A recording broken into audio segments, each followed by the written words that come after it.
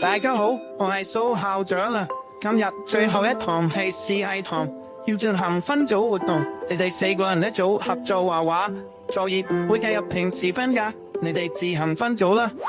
搵個有能力嘅人同組，咁我自己就可以做少啲啦。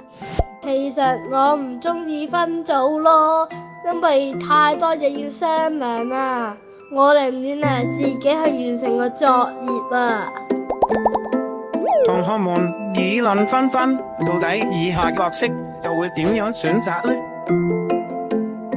我向來主意多，表現又出色，所有同學都想拉攏我。我要謹慎選擇組員，邊個係神隊友，邊個係豬隊友呢？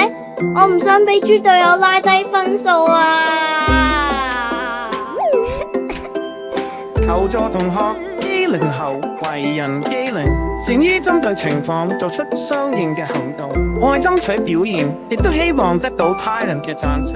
佢天資聰敏，成績名列前茅，好有自信，但係由於過分積極表現自己嘅作風，往往俾人自以為是，過於做作嘅感覺。機靈後同進取龍相比之際，從旁觀察嘅徐勝小又有啲乜嘢諗法呢？到底最後要點樣分組先至好呢？